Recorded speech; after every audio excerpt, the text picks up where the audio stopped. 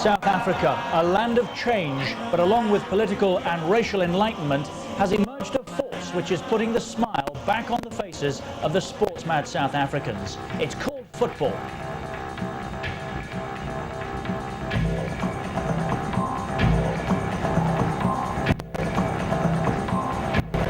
It's sweeping the whole continent, but in South Africa, football popularity has reached fever pitch, and football at club level is booming.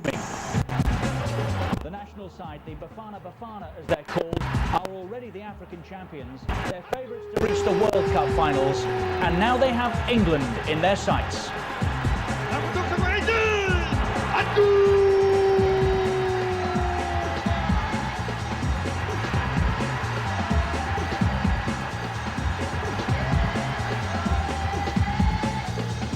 It's an historic day. It'll be a noisy and a colourful day. The first meeting between these two countries at Old Trafford. We've all come to see the Bafana Bafana, the boys from South Africa. Coming up, live international football from Old Trafford.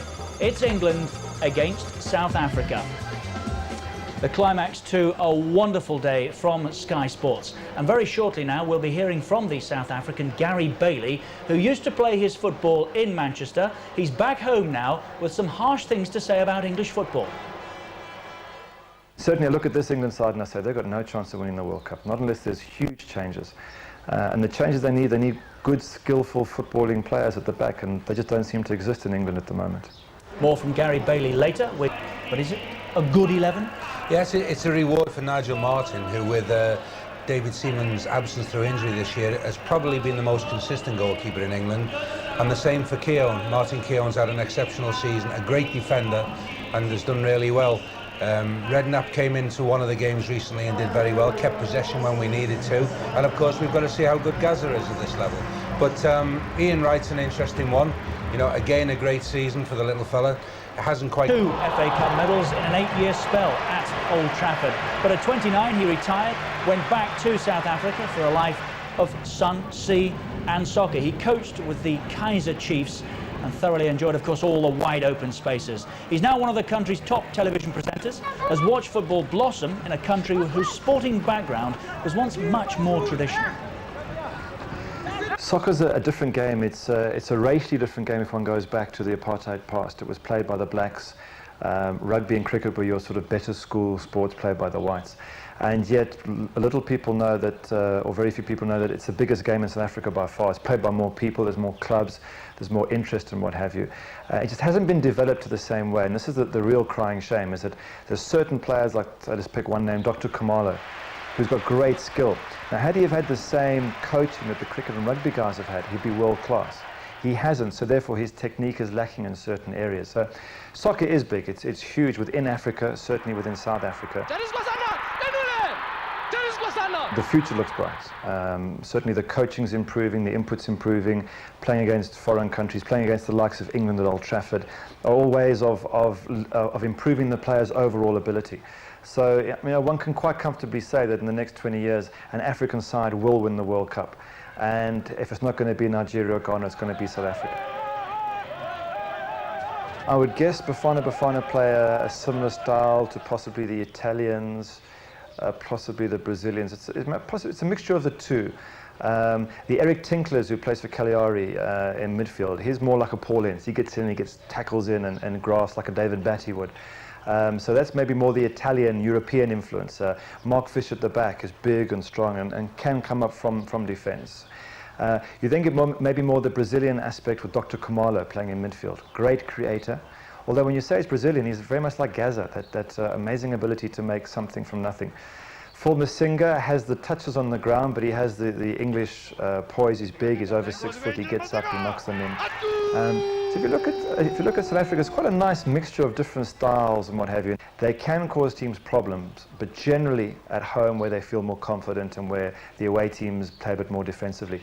If pressure's put on the Bafana Bafana backline, then like any team that maybe are a little step below the top level, there could be a few cracks and could be a couple of goals. So that's obviously the weakness in defence, but a very capable and very exciting side going forward. Predictions are always difficult because it depends so much on obviously what happens, especially early on in the game. My concern for Bafana is that playing at Old Trafford, yes, the players have played against great players and they've played in big stadiums, but they might just be a little bit uneasy. It's a theatre of dreams. It's very imposing. They're playing an England side which is imposing in itself because we get all the English football here. So if there's any players that they will know, and they will revere the Alan Shearers, the Gazzers, whoever they pick, they will know them and think, wow, these are good players. So psychologically, all I hope is that the guys get on the pitch and think, hey, if we play well, we are good enough to win. We don't have to worry about England. Easier said than done. One tends to always worry about where you're playing and the emotions involved. The England team worry me. They worry me from an England supporter's perspective. I look at them, I look at South Africa with the same light because I've played for both countries and I want them both to do well. For England, the inability to create from the middle, I think, is a huge weakness, especially against the likes of Brazil and Italy and Germany. The two central defenders, I don't feel can play enough good football. And there's times when everybody else drops off and they're left on their own at the back. One of them's got to come forward and make up an extra man in midfield. And they're not doing that. They sit tight at the back. They're very uncomfortable on the ball. They don't make up extra players. So I think that's a huge weakness in England's team at the moment. Likewise, in the midfield, they've got hard grafters like Batty and Lee and Ince. I'm not so sure they're creative enough going forward. You've got to create from the midfield. You can't keep going wide the whole time. So I would look at them and say, going forward through the middle, very, very weak in world terms, world-class terms. Yes, always wonderful approach to the game. The English players have magic, so much guts, so much belief and what have you. But if Bafana go at the central two with pace, and Jerry Scorsano, if he takes on the big central defenders, who are generally not very, very quick, then he can find gaps, he can really make things happen at the back there, and get England onto the back foot. And certainly I look at this England side and I say, they've got no chance of winning the World Cup, not unless there's huge changes.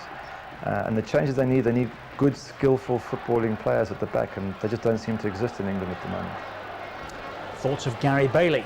It's a beautiful evening in Manchester as the South Africans, Bafana, the boys, continue to go through their synchronised warm-up. Their first ever game in Europe, post-apartheid.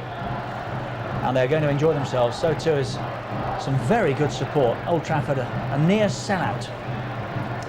Word from Joe Royle on Gary Bailey's thoughts on England. Is he right? He's somewhat controversial and somewhat harsh, but you can see what he's saying now. Georgia at Wembley, you might recall, it was a fairly shaky start, but when they settled down, they got what they wanted, which was World Cup points. There's a chance here for England and for Teddy Sheringham.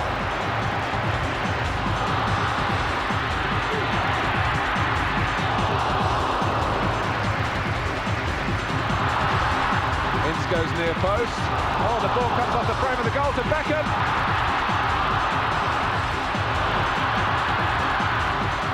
And Sheringham's in there! And Shearer and Sheringham combine. So, with his right foot was a weak back pass. Beckham is there.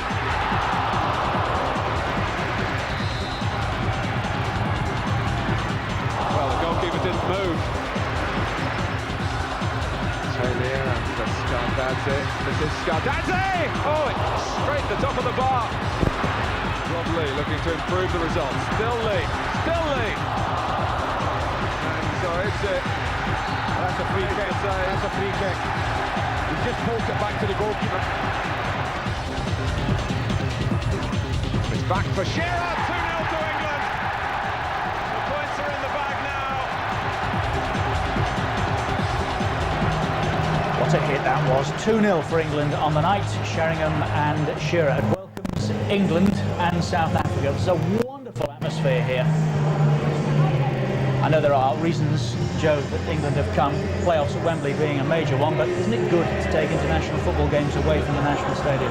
I think what you're seeing and hearing is a massive case for playing games in the provinces, because the atmosphere and the closeness to this ground as opposed to Wembley will certainly be a big advantage for England. And you would like to think, you know, what say the Italy game would have been like there. I know it's not always feasible, but it certainly is a strong case if this is the crowd and the atmosphere against South Africa. Place is absolutely buzzing. England against South Africa coming up live from Sky Sports. Our match commentators here, Barry Venison, who we met earlier. Seasons at Manchester. What do you make of Glenn Hoddle's side? We've had to wait a while to find out about it. Well, if you look at the side, it's far from experimental. He's got a lot of experience in there. Certainly he's going to have a look at a few players. He wants to see how players gel. He wants to see how they get on together. You look at the subs bench as well. He wants to have a look at a few things. But he's got every right to. He's got a massive game coming up next week. So this is the right time and the right time to rest a few of the big boys. And do you feel there are definite candidates in today's team playing for places in next Saturday's team? Certainly, I mean, everybody's talking about Paul Gascoigne. He's been in the news for the last week. And it's his chance to stamp his authority on the game and show the whole country, you know, what he's made of, show a bit of steel, show his creativity, which we've heard earlier on, people doubting that England have got. I think that's wrong. I think with Gascoigne and the team, we certainly have that creativity. People like Jamie Redknapp, who's got his big toe on the door. We're in the company of Joe Royle on a glorious evening, Joe. It's great. It's great. Great atmosphere, and a word of congratulations to the groundsman here, who's put a terrific pitch together for an end of the season. Not half. The Bafana are in town. So too are England. For the first time since they played at Ellen Road, what was that, 1995, in that 4-team Umbro tournament? It's Old Trafford today. And just to continue that conversation, as Barry said, there's only one Wembley from a player's point of view. But if you can bring nations that are concerned about intimidating atmospheres to places like this, they won't fancy it too much, would they? I think the Italians do it. They move games, and I'm sure the Spaniards have in the past as well. When they need a big game and they have a game to win, they'll move it to the provinces where they know it's hostile. So, in your opinion, this should be the norm then, rather than just a one-off? I certainly think there's a case for it, more than a one-off. I mean, we can't take Wembley away, but this should certainly be more than a one-off. What a season for Stuart Pearce. England skipper again this evening. He thought it was all over about 12 months back. Been an extraordinary year for him. Great reception. Well done, Manchester and Manchester United. They can put on a show here, there's no doubt about that, both on and off the pitch. It's the Bafana today for England, the African champions, and there's our first sight of Paul Gascoigne. What is it, 1.5 stones lighter? 30 on Tuesday. And back on the international stage, back in an England jersey for the first time this year. Still with anything to prove, Joe? Just at this level, Richard. I mean, he has struggled in one or two of the big games, not through ability, through fitness. And I think Glenn's given him the hard word, both privately and publicly, and said that it's up to you, Paul. And there's no doubt he'll keep saying it. He has a unique talent, and probably the most talented English international we've seen in the last 10 years. Succession of managers have tried, haven't they? Some with a greater degree of success than others, and Glenn Hoddle is now trying to get the best out of Paul Gascoigne.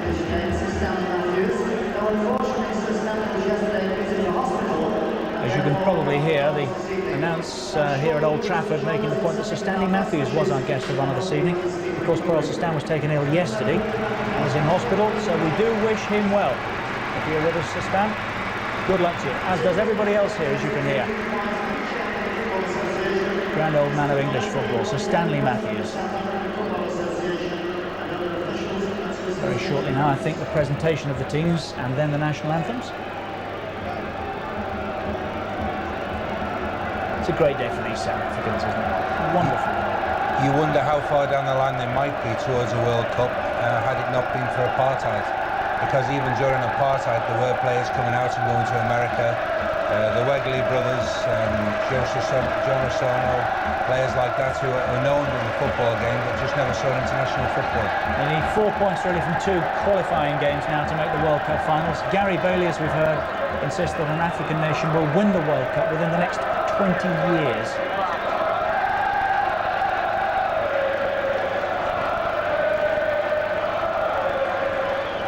Referee Oliphant there, the president of the South African Football Association, and Keith Wiseman.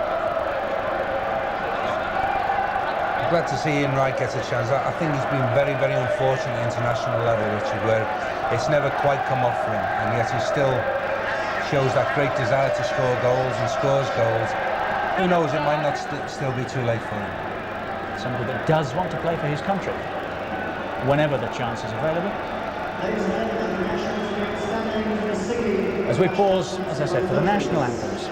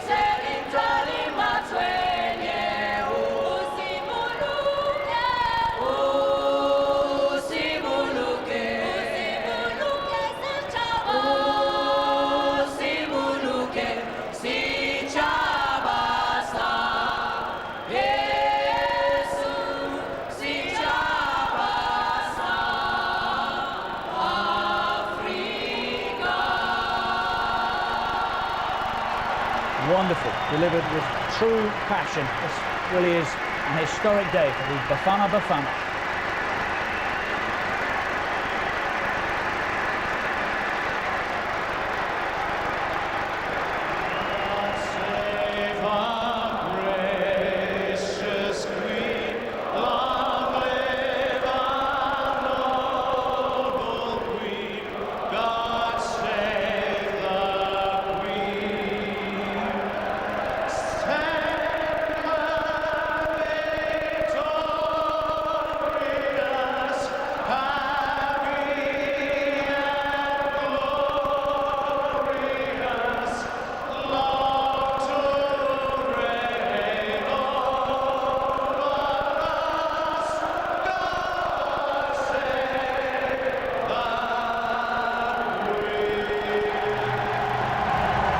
Old Trafford welcomes both South Africa and England. It's live here on Sky Sports. Our match commentators are Barry Venison and Martin Tyler. Welcome to a match that certainly has an importance historically, only made possible by what South Africa's coach Clive Barker calls the political miracle in his own country, which let South Africa back into the World Football fold 5 years ago. Paul Gascoigne's international isolation has lasted only 6 months, but his latest comeback, dominating discussions since his place in the side was made public a couple of days ago. Something of a protectionist policy by Glenn Hoddle today, with Poland in mind, but only 2 of the 11 have not appeared before in the Hoddle era. Nigel Martyn, whose last cap was awarded by Graham Taylor almost 4 years ago, and Phil Neville, the only Manchester United player picked to start on home soil, though 4 more are on the bench. And with Alan Shearer the most notable absentee, Stuart Pearce becomes the 4th different captain in 7 games this season. I think what we're looking at here, Martin, I think we're looking at Jamie Redknapp hopefully going to show us his vast array of passing ability. He'll be the one who'll be sitting there and spraying the ball about. We know that Ian Wright's got fantastic movement up front, he's very quick, and Teddy Shereme's usual very wily, clever self, dropping off deep, sometimes joining up with the front man. I think that's what we can expect from England today. Well, South Africa set out a side very similar to that which became the African champions last year. 9 of this 11 took part in the final. As far as current selection is concerned, the former captain Neil Tovey is back. Clive Barker put out a team in Zaire last month without a sweeper. Tovey is in that position today. And number 18, John Moeti, comes in midfield. British viewers, of course, know all about Lucas Radebe, still of Leeds United, and Phil Masinga, who spent a couple of years at Elland Road. Well, there's only 1 or 2 names familiar to most of us in England here. You know, we know about the boy Fish from Italy. Certainly we know Phil Masinga. Most of the other boys we don't know. Certainly an unknown quantity to most of us. I'm looking forward to seeing them. Well, at the end of a week in which one brilliant but unpredictable talent has left Old Trafford, it's ironic that another returns, at least for today, on this pitch. Paul Gascoigne, some 17 pounds slimmer than of late.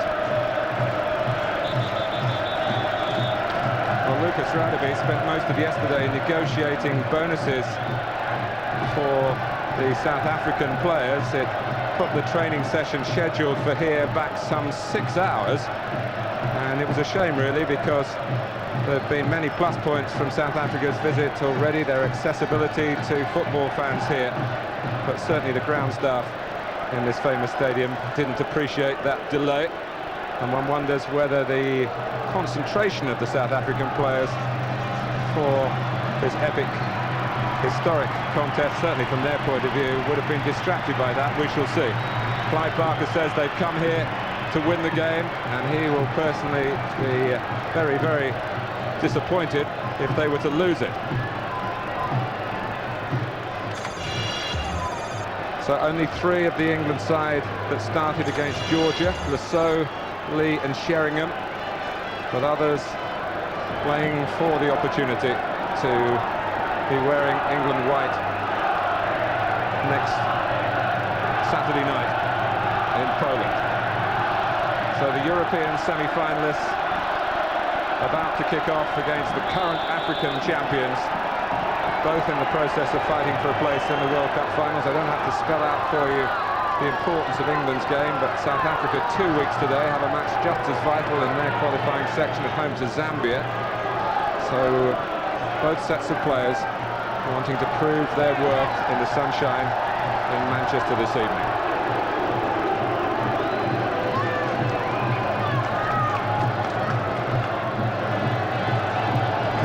Who has Gascoigne-like status in South Africa, but being asked to work on the left-hand side in this formation today. Martin Keown looking for his Arsenal colleague, Ian Wright. Still so effervescent and delighted, I'm sure, to have the opportunity perhaps to get his first international goal in this country.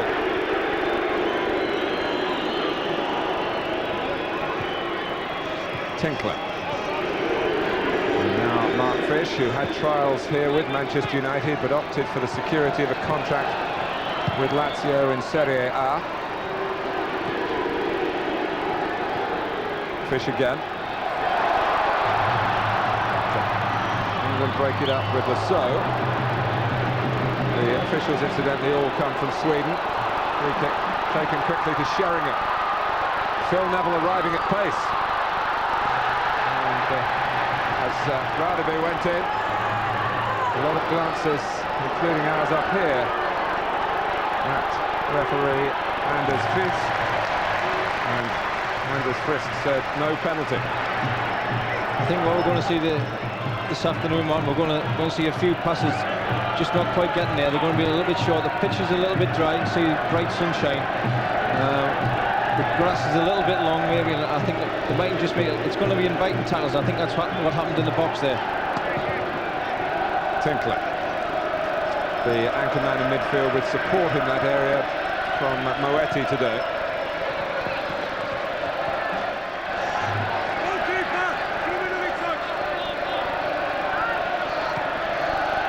Redknapp, the only Liverpool player in the squad.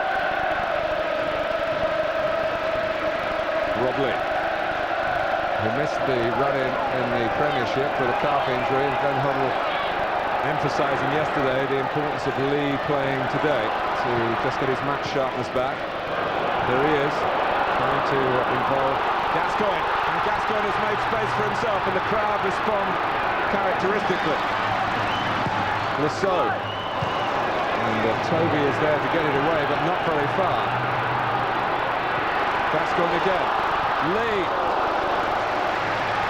Well, Gaz has been involved in everything, hasn't he? We're 3 minutes into the game and he must have had 10, 12 touches. And the last 2 or 3 he's had. This is what Paul Gascoigne's all about. The lad standing square, puts it through his legs. You're looking for a bit of magic. keeps calm. Great ball in here. So England have a corner. Over Sheringham and Southgate.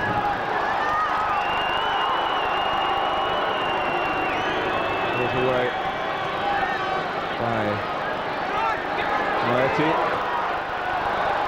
Here he is again, having linked up with Khumalo. Masinga wanting to get involved. He's been here, of course, before with Leeds United.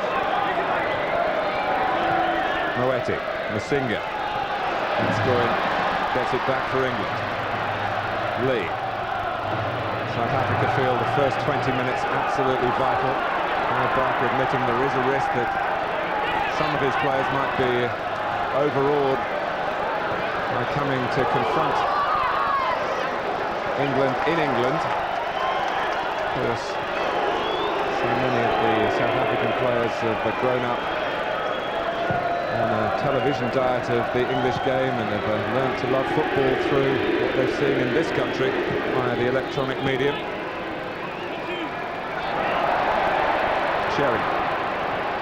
It's a throw to South Africa. There's no doubt that football is by far the most popular sport across the South African spectrum, followed passionately from Nelson Mandela downwards. And the President, I'm sure, disappointed that the demands of office stopping him being here to actually watch the match in person. I'm sure he'll be watching the television pictures which are being beamed live to South Africa. Clive Barker, South African born, although distant English origins, from Kent, he was telling me. But he can be very proud of what he's done. South Africa with just 3 defeats in their last 29 internationals, and is so quickly getting down to business after isolation, as they have done, of course, in other sports as well. But to win the African Cup of Nations in their own country was, of course, very, very special early last year. Mshweya, who is a very talented customer on the ball, the number 10, plays in Turkey.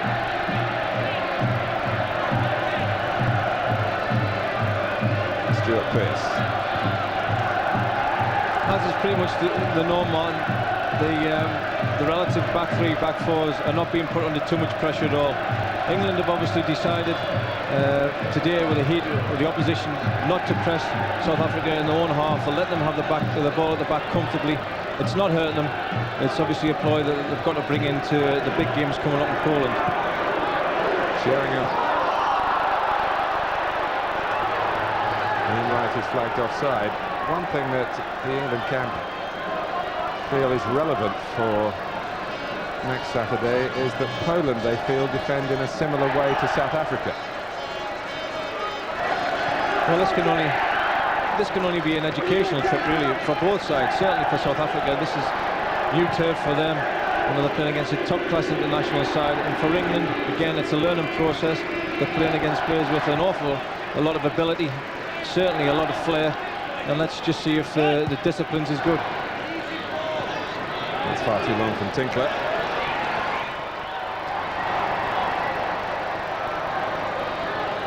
He and Masinga arrived late to join up with the South African party. He's been here, the rest of them, since Tuesday, and Masinga came on Thursday because of requirements to train with their clubs in Italy. And they're both due to fly back in a private plane straight after this game, be available for Italian football tomorrow.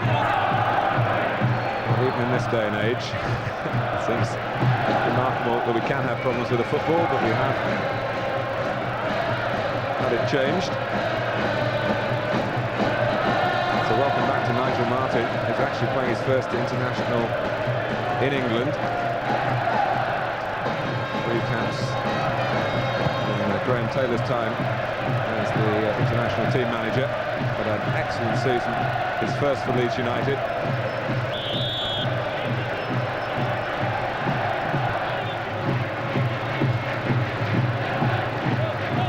Against Lasso. The game hasn't really kicked into gear yet. It seems a little bit slow and laborious. Certainly, I think it's got something to do with the pitch, but I think the teams are just feeling each other out at the minute. There's one thing for sure: South Africa certainly don't want to come here and be embarrassed with a 4 or 5-0 scoreline. The one thing they've shown is they've got an awful lot of pride. It's the last thing I need is a drubbing here. I don't expect it to be a drubbing, to be honest, but that's obviously what we're doing at the minute, just feeling England out. Getting plenty of players behind the ball with Toby, who was left out for South Africa's last game, as I was saying. But although they won that game, there was a lack of certainty about their defensive cover. And Toby recalled.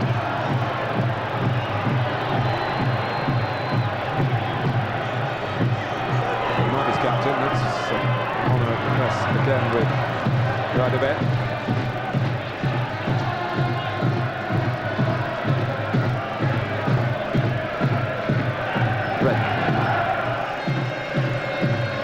Now Southgate, who hasn't started either of the last two World Cup qualifiers, Italy and Georgia.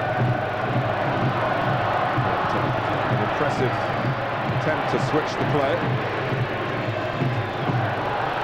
Masinga trying to give Keown a problem, but tucking away Martin Keown's shirt, and that'll be a free kick to England. It's a big responsibility in the back three today. They're not going to be involved for a lot of the game, but they've got to make sure that they're regain full consciousness. They've got to keep their mind on the game 100%, otherwise they'll get caught. Phil Masinga is a big, strong, fast-running athlete, and he's well capable of embarrassing people. He's back in favour with South Africa after actually stepping down as an international footballer because he was unhappy with the barracking he was getting from a certain section of so-called South African support. Sheringham, as he loves to do, to come deep. And Tinkler got to him, spins away to Augustine, who is the second striker in support of Masinga, who he tries to find here, but Southgate saw that one coming. I think one of the things that Glenn Hoddle will be conscious of today with the team he selected, especially in midfield. Yes, we've got the creativity of Paul Gascoigne and the passing ability of Jamie Redknapp and Robert Lee joining there, but what you lose when you lose Paul Ince and David Batty is that natural tenacity to go and win the ball back. So it'll be interesting to see what happens when South Africa is sitting on the ball in midfield. As Batty is a substitute, Ince not available for this fixture.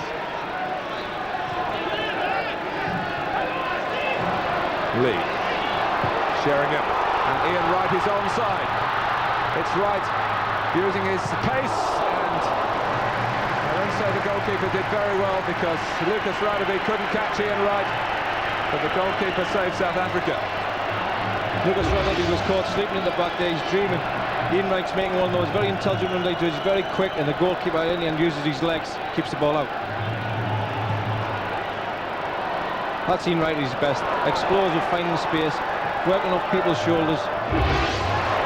Redknapp in powerfully, and the pass by Wright sees another offside decision go against England, and Sheringham in particular. The lads at the back, the South African back three, having a bit of a gamble at the minute. I think they're getting the odd one or two right, but they're going to get caught, as we've just seen with Ian Wright.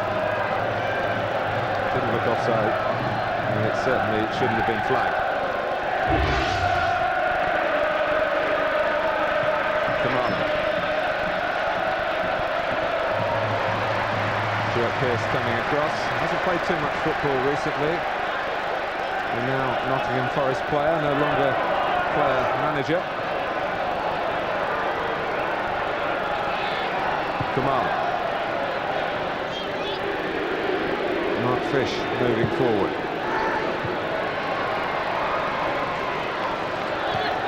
Moshwe. Now Moretti. For the movement from Masinga, out of harm's way by Philip Neville, still only 20. One previous cap a year ago in Beijing. Much closer to home for his second appearance for England.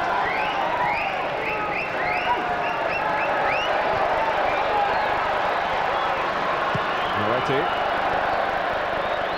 After some nimble play by Dr. Khumalo. He's got a lot of ability, the doctor, hasn't he? This is what I'm talking about. We've got three players around the ball and not one of them's going to make an effort to win the ball. The three of the England lads just stood back there. I think if Paul Ince had did it back, I think they would have had the foot in there.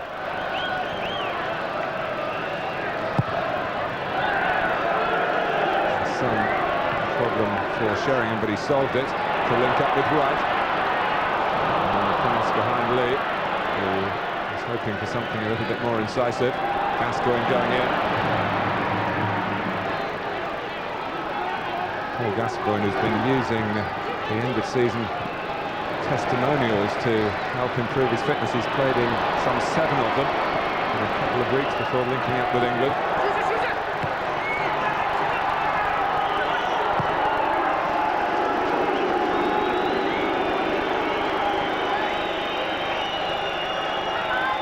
Incidentally, Glenn Hoddle was pretty happy with much of England's work against Georgia, but he does accept that the nature of the win wasn't particularly crowd-pleasing.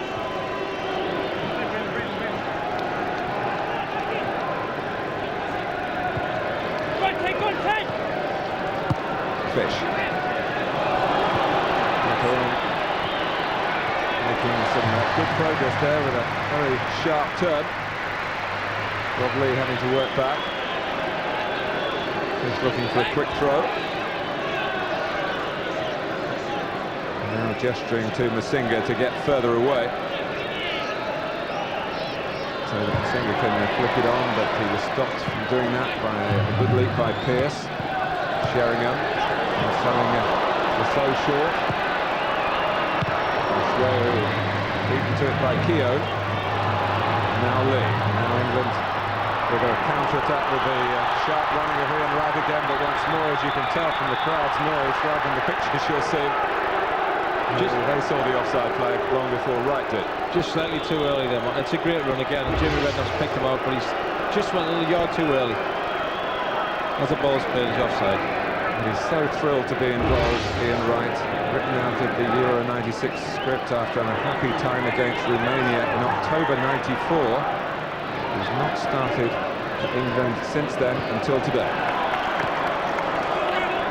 All the while, he's continued to bang in the goals for Arsenal to keep his name in the frame.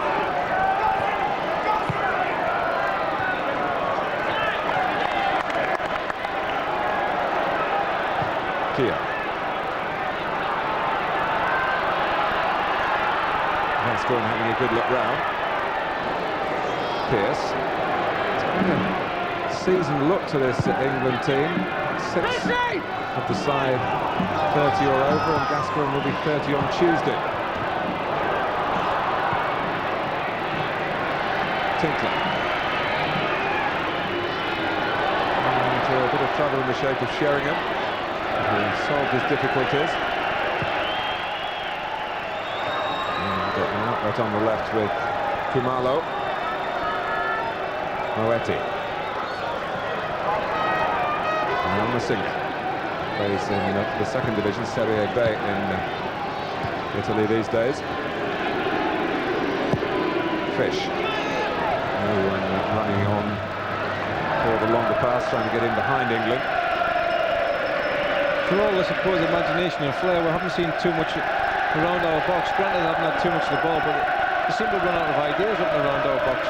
The best effort they've had, they've just knocked in 2 crosses in. You would expect England to gobble those up all day. Lee and the so trying to get their act together on the left-hand side for England.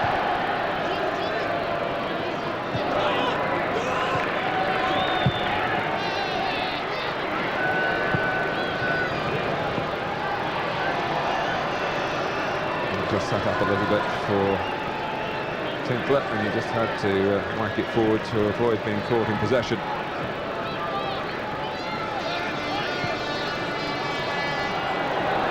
Pearce, another on the senior side as Wheelock has made a run through in the central striking position now, and keeping it short between today's captain and the Redknapp. Now Wright.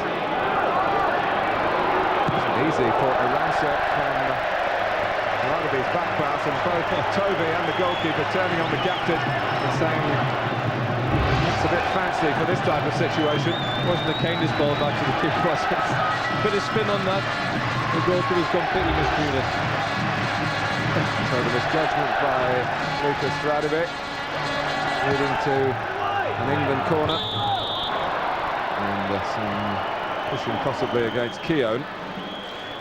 Any kind of movement we were in there last third from Ian Wright and Teddy Sheringham seems to flourish them. They don't seem to have the ability to follow him on and pick him up tightly.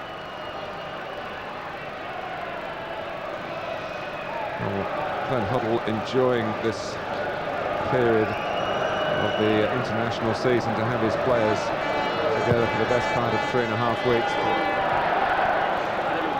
The 5 games, of which this is the first. The result in Poland is the main priority.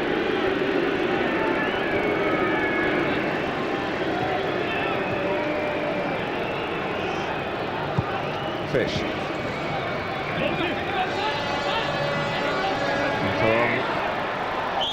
Being harassed and then losing out to Lasso and fouling him. He plays in Spain with Tenerife. He's the UEFA Cup semi-finalists.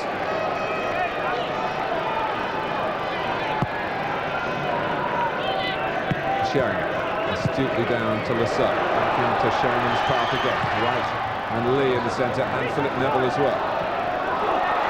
Comes to Phil Neville, and to Rob Lee. Still Rob Lee! Well, they didn't quite get through the first 20 minutes, South Africa. That's the period they were worried about. And in the 20th minute, Rob Lee gives England the lead. You could see this coming. They're not very comfortable at the back. It's not the best ball in by Teddy Sheringham. Phil Neville does it superbly well. Rob Lee gets a little bit of luck and a fantastic strike. 2 players on the line can't keep it out. We expected Robert Lee and Paul Gascoigne to join up, and that's exactly what Robert Lee did. He's playing on the left side, he's ended up inside right, he's got himself a great goal. So Rob Lee, who scored on his England debut 2.5 years ago now, gets his 2nd goal for his country. And it's England 1, South Africa 0 at Old Trafford.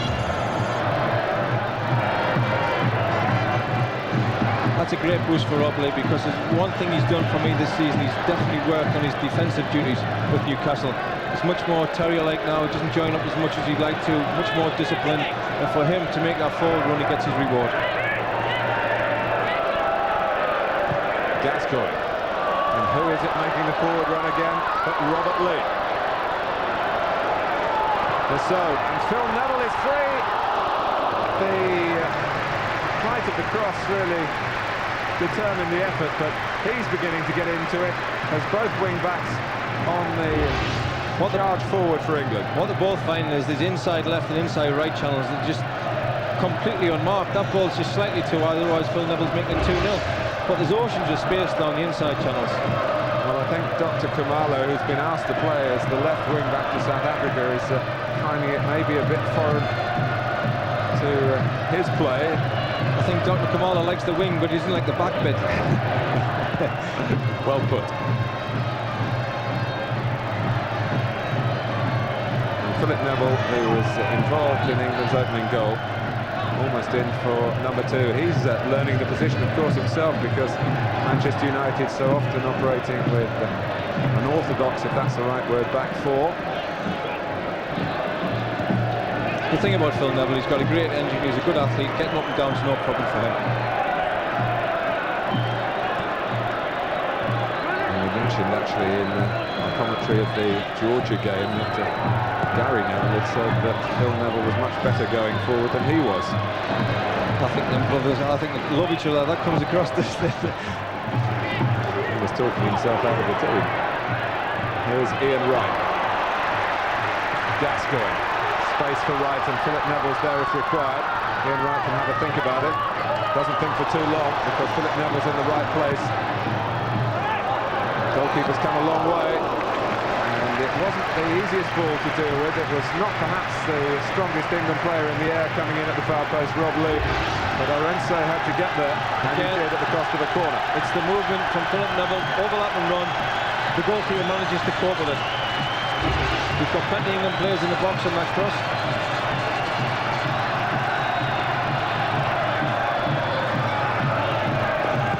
Gascoigne with the corner this time, met powerfully away by Masinga.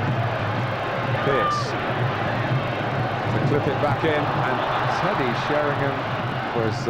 I think it was Ian Wright, actually. Ian Wright stood in the middle. He was certainly in offside position. I'm not sure about Teddy Sheringham. Yes, there's two offside. But they don't seem to be two together when they come out. They seem to be all over the shop.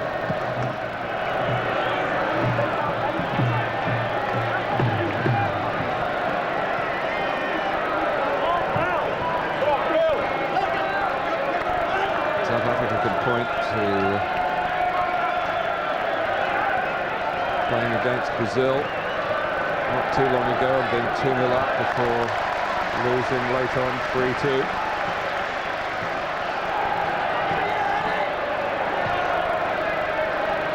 And they've had good results against Germany and Argentina, but at the moment England are finding plenty of adventurous avenues. Now they have to defend against Moretti's thoughtful ball in. Gareth Southgate did that defending. Moretti again. Mashreo. Radovic, knocked out by Toby. Mashreo, who has the ability to really influence this game, and it's almost as if maybe conceding the goal has acted a bit of a jolt to one or two of the South African players, certainly in the attacking side of their football. Yeah, it seems to. They seem to be trying to step it up a gear, but for me, the lack of imagination around the box. You expect teams like this to be bright and alert, little 1-2s, plenty of movement, but they get the edge of the box, and the best thing to go on seems to be a cross. But again, you've got to give credit to our back three and the two midfield lads sitting in front of the back three. Right. Full of life and full of imagination with that pass. Sheringham goes up for the header. Lee's coming in again. Good play by England, and South Africa struggling to find an answer at the moment to the speed of England's movement up front. That was very nearly a training ground goal. So many times, so many clubs do this week in, week out. Somebody going on the overlap, good strong run, play him in, cross, and then a head back across the goal, which you see Teddy Sheringham do, and somebody, third man running if you like, coming in. It's not very far from the perfect goal.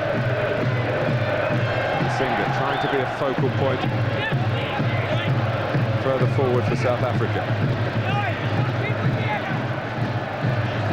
There's absolutely oceans of space down this right-hand side with Phil Neville when England get the ball. Right.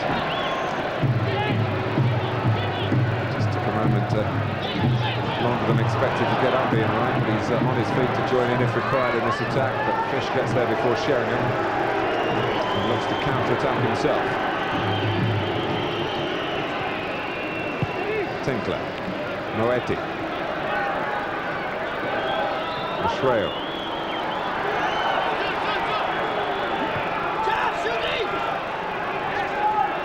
Mashreo again.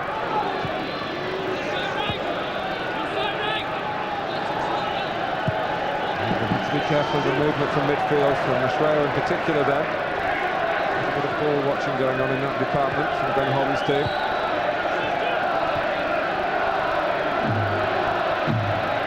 Kamala. Masinga. England do a very good job about keeping South Africa in front of them, playing across them all the time. That's not too much of a problem, but the one problem you just touched on it there, Martin, is as if the little lad Mashreo just sneaks in behind Paul Gascoigne and Jamie Redknapp. He down between the two centre-halves. He's the one who could cause problems. Luckily for us, they're not finding them at all at the minute. Well, Clive Barker, not surprisingly, has made a switch, and he's brought Mataung to play on this side where England have had so much thrust. And Khumalo has gone to try and keep tabs on Graham Rousseau, which he might not find too easy either. Gascoigne surging through the centre. Toby's pass last to Robert Mashreo, but he responded to the difficulty admirably. Radovic. And now Khumalo wanting to get involved in the game as a creative ingredient. Tinkler, there's no one on the right side. He had a look there, expecting to see someone. And Khumalo had been there in the centre. Mashreo. Remember, South Africa are not a side used to losing, and they're looking to find a positive response here. And Lesotho has to concede the corner. A little bit of good possession there for South Africa. They're knocking it around. That's what I expect to see more. Kicking the ball in midfield and switching play and coming across.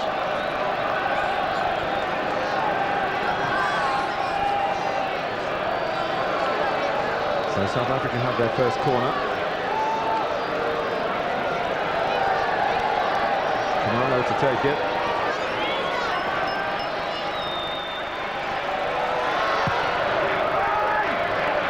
Masinga got to it. Well, maybe it was Tinkler in there as well, but they were both challenging for it, and there was nothing coming off the contact. I think you'd be very surprised. It was Masinga's header. Let's have another look at how England took the lead. Yeah, Rob Lee's a little bit of luck there. He's done the boy, keeps his head down, doesn't even look at the goal, knows where the goal is, strikes it in the far corner. I'm pleased for Rob Lee. Khumalo, so a little ambitious in the circumstances and in that part of the pitch. South Africa got away with it. Fish. South Africans more in control of their World Cup destiny and qualifiers than England are at this stage of the campaign. Khumalo, Masinga made a good run, was well found, and England almost getting in each other's way to clear it. Masinga lacked a little bit of support then. Anybody following in for the bits and pieces for South Africa might have found himself with an equaliser. Well, for the last 5 minutes, South Africa's enjoyed a great deal of possession around our box, 30 yards out, and they're looking for that little slip ball through. That's the first time they've achieved it. Masinga, a little bit better touch, he might have been on the swivel and then a shot on goal. Ian Wright is the England player in need of attention. This is the ball on top, just poke through. Masinga's got him behind. If he gets it's a good block in the end. And just a shortage of numbers for South Africa following in there. And that's how Ian Wright was caught in the tackle with Tinkler.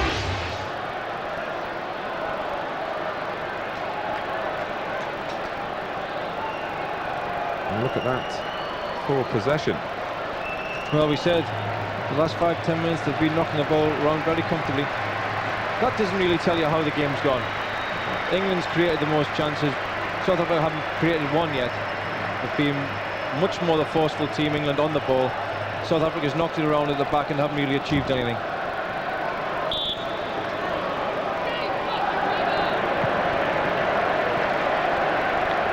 And substitutes warming up, including, of course, Andy Cole, who might be particularly concerned about the state of health of Ian Wright at the moment.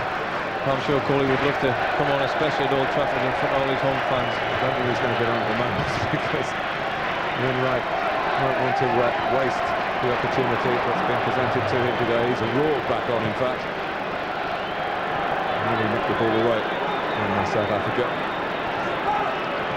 Here's Radebe, who incidentally needs an operation on an elbow, which will take place in England on Wednesday. Hopefully won't affect his availability for South Africa's next 2 games.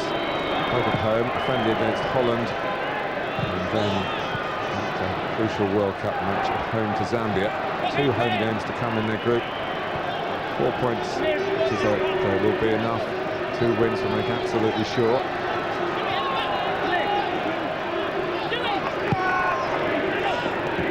Toby.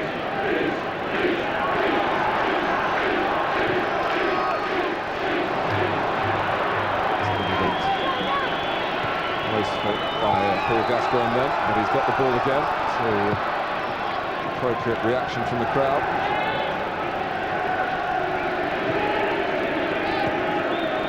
England can afford to give the ball away today a little bit more than they can next week against Poland, but in those kind of situations in midfield, I think Gazza could maybe concentrate on keeping the ball a little bit more. He's unlucky to a pass gone astray, but it's going to be vital next week to keep possession. Motor can't get past the younger Neville. Masinga. Mardive has personally had a good season with Leeds United. Marty making Fish really just hoist it forward. There wasn't much else on. Keown just grazing it back to Nigel Martyn.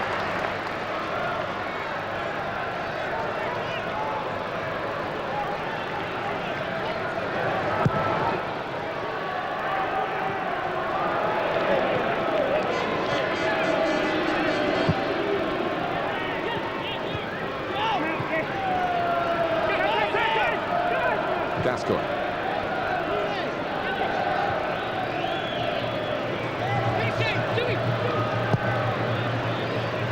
Redknapp. Lee setting off from deep again. But Redknapp finding Philip Neville. Well, we talked about Jamie Redknapp's range of passing, and that's one of his favourites. Taking the ball from the left-hand side, opening his body out in pink, right in the path of Philip Neville. His touch leaves the ball slightly under him, that's why he's got to slash at the shot. If his touch is just a yard out of his feet, he can concentrate on his strike, but he was digging it out all the time. Coming up for you in the United Kingdom for Sky Sports viewers, the continuing coverage of the playoff, the Division 2 final, Brentford against Crewe tomorrow at 2. And on Monday, for a place in the Premiership, Crystal Palace against Sheffield United.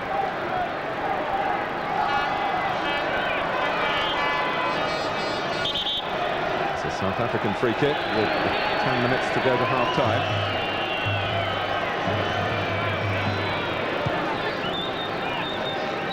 Moeti. Motor.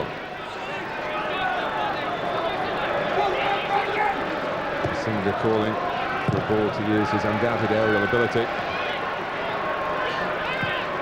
Lee looking for the undoubted sprinting ability of Ian Wright. No foul, Wright's cross, and it's smothered by Arance. Maybe he's just picked the wrong option there. Paul Gascoigne's made a barnstorming run to the far post, and Teddy Sheringham's run back to 2 defenders in. Ian Wright using his pace and strength, knocks the boy over. He has a look. He's just Paul Gascoigne just coming to the far post. I think we've just missed it, but Teddy Sheringham actually drew the 2 defenders, and Paul Gascoigne was wide open. Well, Wright shoulder to shoulder in the mind of the referee with Lucas Radebe. South Africa's captain in need of attention.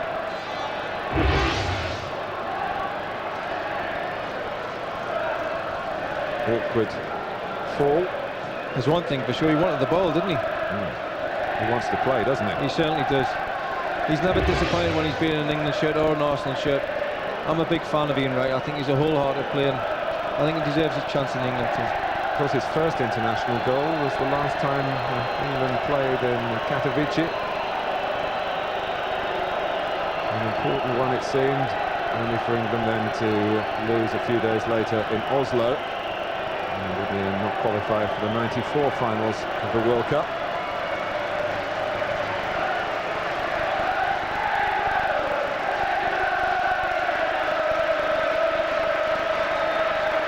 Barker has got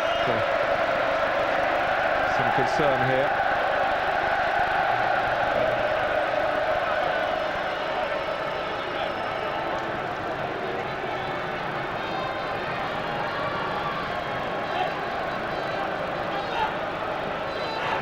Fish. Masinga with Pearce at his back. Fish again.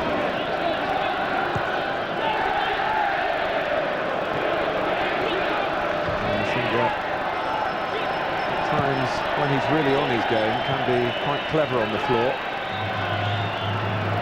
trying to play with a positive approach to encourage those playing behind him. Tinkler, it spins away for Sheringham. The pass is for Ian Wright to take straight away, and Arance was grateful that it came straight at him. This is what Teddy Sheringham's in the team for. He's the link between the midfield and Ian Wright here. It's great vision. Actually, if Graham Rousseau was on the left side, if he'd carried on his run, he was clean through. England continue to make the chances. They've taken one of them through Rob Lee. In the 20th minute, here's Lee now. He could do some defending, but doing it to his own advantage. Wright's just looking across the line, able to hold his position to stay onside. Gascoigne making up the ground on the far side, and Ian Wright has given that one away, but he was alert enough to get it back. Gascoigne still waiting. Sheringham still twisting and turning to try and get free in the centre, which he's done on a couple of occasions. The ball hasn't come. He's still free at the back post now from Redknapp's ball. Sheringham can get it down. It's a very tight angle. He obviously played the percentage ball, but no one had kept up with the play for England. Teddy Sheringham's movement has been absolutely fantastic. He's taken up 3 different positions. The last position he took was off centre-half shoulder, and Jamie Redknapp picked a pitch of a ball out, and he was just unlucky. He couldn't get under control for the shot.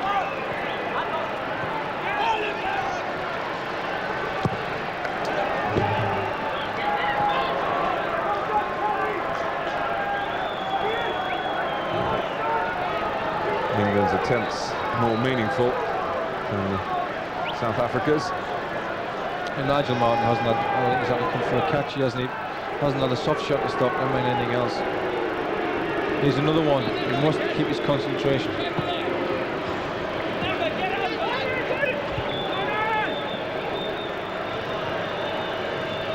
Radebe is back on. And Gascoigne's wondering where the ball was. Fish has got it. And he too is trying to set the right kind of example. One of the senior members of the squad, not in age of course, but certainly in the nature of where he plays his football. The difference there was, man, that he didn't have anywhere to go because Philip never, he's tracked Motung back and he's got nowhere to go. Moshwea. He can be a real artist in South Africa's midfield, on from Tinkler, who's more of the artisan but plays an important part as well. Motung.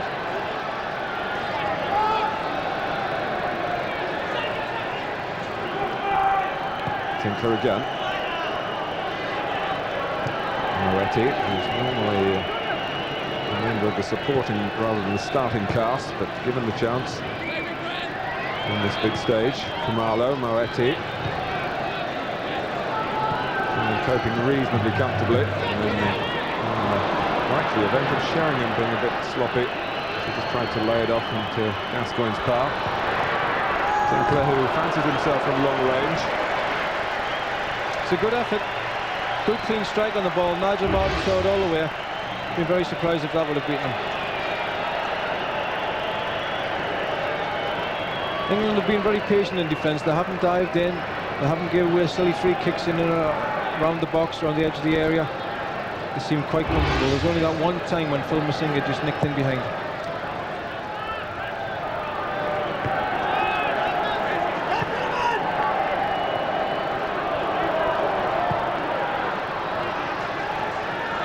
Don't be totally fooled by the sunshine here. It's not particularly warm. The temperatures shouldn't be a problem for the players. Martin, we're in Manchester. We've got to be delighted it's not raining. You said that, Barry. I'll get the stick for that one. Lee, Gascoigne. Sensibly to Philip Neville. Wright gets to the cross because there was a slip. And again, to say that Khumalo doesn't look the most natural defensive player. Ian Wright was concentrating so hard to get to the ball. He expected to be getting their challenge, but he wasn't. Neville, Gascoigne, Redknapp,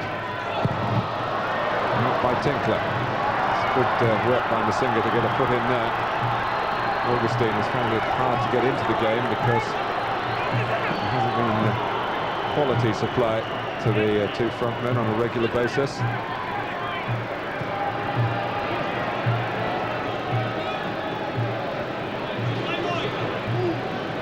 Moshwea. Masinga again darting about intelligently. Moshwea using him as a decoy and now giving him the ball. And going for the return pass. It held up. Mashweu hooks it. Goal was Masinga! Well, that is a tremendous moment for South Africa. Phil Masinga, who had a spell in England, scores against England at Old Trafford 1-1. It's the 1-2, it's the give and go. It's a dart run in behind. He gets in behind Robert Lee, who for once hasn't tracked him properly. Flick over the Phil Masinga's on the end. It's Martin Keown possibly could have been further round there. Once he's got in behind Rob Lee. But Masinga, who'd been involved earlier in the move, kept on moving and was there. Mashweu might well have been going for goal himself, but Clive Barker salutes a famous goal for South African football. Phil Masinga, the top scorer of all time. Well, that's 5 years, isn't it? But it's his 11th international goal. Back come England. In goes Sheringham. We've had by far the more better chances, but that's international football. One attempt on goal, one reasonable attempt on goal, and it's ones each. Glenn Hull will be very disappointed. Just right before half-time. They're not disappointed, are they? They're absolutely thrilled. And we shouldn't lose sight of the sense of occasion here in Manchester this evening. Toby, and what has happened in South Africa in recent times to make a football match like this possible. But Radebe losing his balance, losing the ball to Gascoigne. Sheringham couldn't take it with him. Graham Lasso is well forward. Radebe's header only as far as Philip Neville.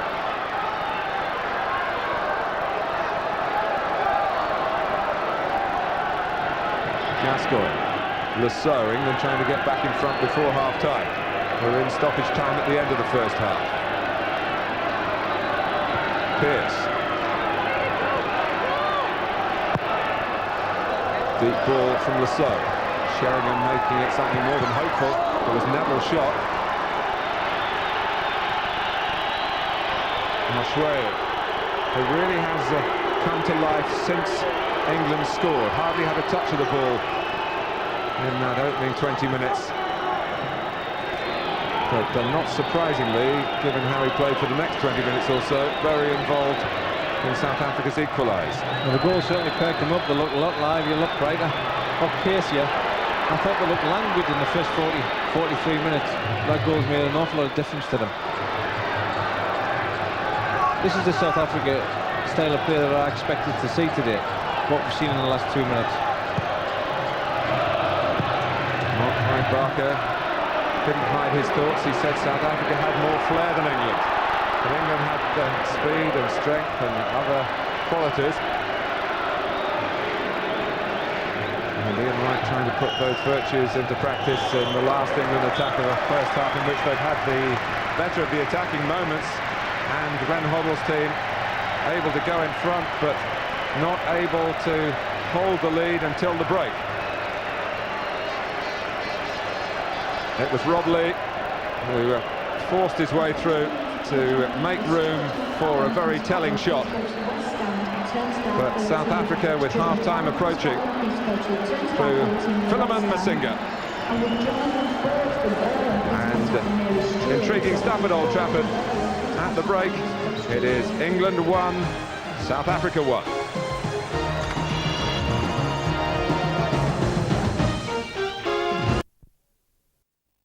On level terms at half-time. Well, no, I'd rather see England in front, actually. I think it's a great day. Thoroughly enjoying it, the Bafana Bafana. The boys from South Africa. It's one apiece as we rejoin Barry Venison and Martin Tyler. Thank you, Richard. No substitutes for either side at half-time. So England had been moving in fairly straightforward fashion towards the half-time break, perhaps wondering whether more could have been made of the opportunities that had come their way. Gascoigne and Redknapp having a little discussion there. And then Phil Masinga striking to give a different slant to the contest. England have never lost to African opposition. This is only the 8th meeting. been one or two close calls in the past. Of course, Cameroon in Italia 90 perhaps being the best example of that, when the better side lost and England won. Well, they've certainly brought plenty of colour to the stadium tonight. I'm more colourful than one of my dodgy ties. So South Africa start the second half. Here's Tinkler.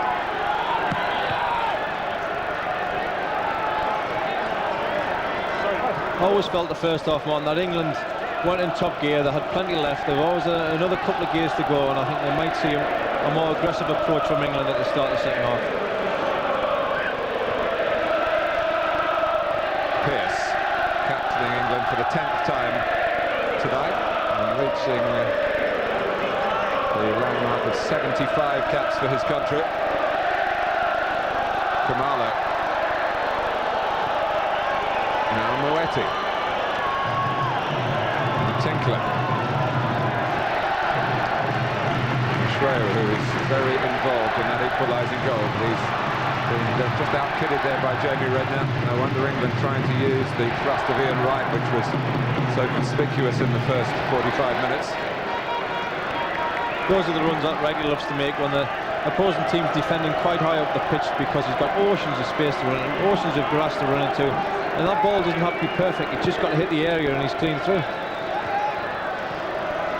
Well, a lot of estimates about what this crowd would be today. Started at the beginning of the week around the 30,000 mark, but very, very few empty spaces at the home of Manchester United. It shows the pulling power of the England team in the provinces. So Radaby committed himself to head the ball rather than kick it. It was always going to be a bit awkward. They haven't been very comfortable all night with balls into the box, or even little 1-2s into the box.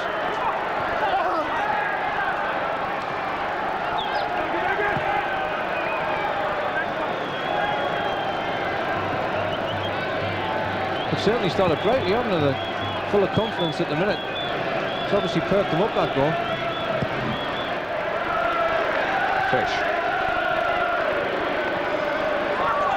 Khumalo, much happier with the ball at his feet in opposing territory than he is marking in his own territory. Fish, and well, it wasn't the right end product, but nonetheless, to back up what Barry Vanison was just saying, brisk start to the second half for the visiting team. This is one of the central defenders coming forward and trying to whip in the ball, poor cross, but I think we'll see a much brighter South Africa this half. I think Joe Roy was right at half-time. Sheringham. Right, reading the angle of the flick, but not controlling the ball. One noticeable feature of the game so far is the grass nature of the pitch is not really allowing the ball to be passed about zippily, as players love to do so. And even on the equalising goal, it seemed to just stop as Nigel Martyn came out to try and grasp the ball. Yeah, I actually think that hinders England's player. We're used to the ball most of the season. We have a greasy surface, zipping it around, getting the pass knocked into feet. I think this surface suits the South Africans a little bit more. It's a poor clearance by Toby, a good pass by Gascoigne. A loss of concentration by Philip Neville, who was looking up to see who he was going to find in the centre before he'd actually mastered the ball. He was very well spotted by Gascoigne. Just what we're talking about. Paul Gascoigne's got a great position, do what he does best, running at the back 3-4. And Phil Neville, on a normal pitch, if this is a slick Old Trafford, he doesn't have to look at the ball. He took his eye off the ball and it's bobbled up and went out for a goal kick. Morense, in the end, and his fellow defenders very relieved about that, because England have worked a good position, as they did certainly enough occasions in the first half to have got a grip on the game. Hasn't happened as far as the scoreline is concerned. There's Oshweyu and Singer. There's a clever pass to him by Khumalo. Fish going in. Toby. They're asking a few more questions of the England back four, back five, back three, whatever you want to call it, with the two wing backs. But that's the first time they've actually played the way through and got in a crossing position. Redknapp. England accused in one or two quarters of being a bit one-dimensional in midfield against Georgia, with the aggression of Ince and Batty and the running of Rob Lee.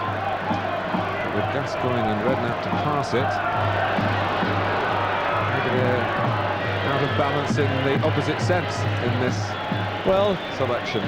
We knew it was going to be certainly not an experimental side, but Glenn Huddle wanted to see how certain players gel together, and I think what's been rammed home in this game, you certainly need a good strong ball winner in there, somebody who's aggressive and naturally tenacious to go and get the ball back for you, because you can do absolutely nothing without the ball.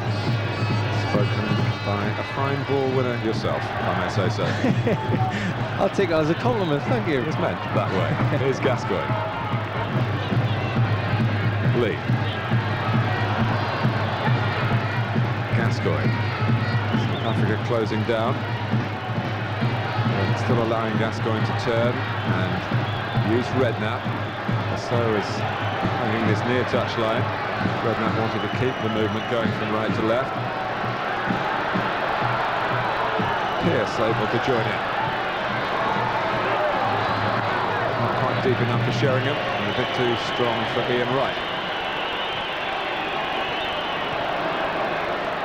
South Africa at the moment finding it hard to get it out of their own half though. Gascoigne.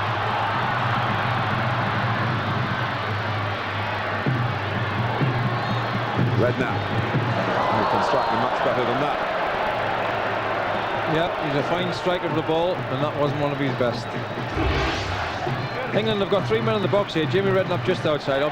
He's obviously picked the wrong option, but it's encouraging that England are getting men forward. Barry, what do you make of Paul Gascoigne and this dramatic loss of weight, almost like a boxer getting ready for a special bout? Yeah, it's not the first time we've seen Gazza do this. He does tend to let himself get slightly out of shape, and then he goes hell for leather to get him down into fantastic condition. When I was involved in the England squad, his condition was superb. He had that six-pack on his stomach. Peter Andre would have been proud of it. The condition he's in now, I'm sure, is the condition that Gazza would like to hang on to for months rather than weeks, or even years, if you like. It's his inconsistency, I think, and being able to stay in top condition that lets him down slightly. Khumalo is off the pitch, looking rather rueful. He's back on now.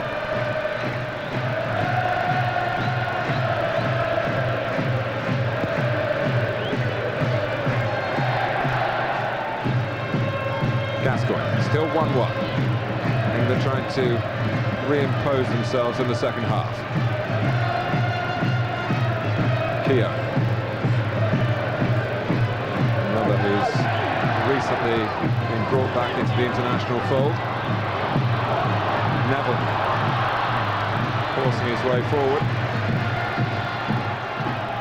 Pulled out of play, and Barry, just a chance to bring you a bit of news that's just been passed to me, that at your club Southampton, Laurie McMenemy has now resigned on the day that the manager Graham Souness has quit as well. How many shocks are you going to hit me with today? I haven't quit, have I? You tell us.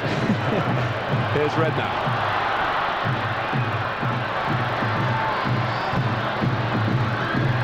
So I think what the South Africans have managed to do at half-time, they've managed to get themselves together and shut down the way they were being exposed the first half. Down the inside left and the inside right channels, they've actually got people who's tracking our wing-backs back now, and it's closing those spaces off. It's making it a little bit more difficult for us to find the space. Well, Brendan Augustine has been replaced 9 minutes into the second half by Jerry Skosana. One forward for another.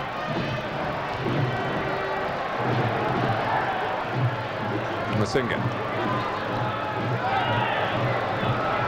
And looks a little bit high, the challenge on Redknapp, who's still on his haunches.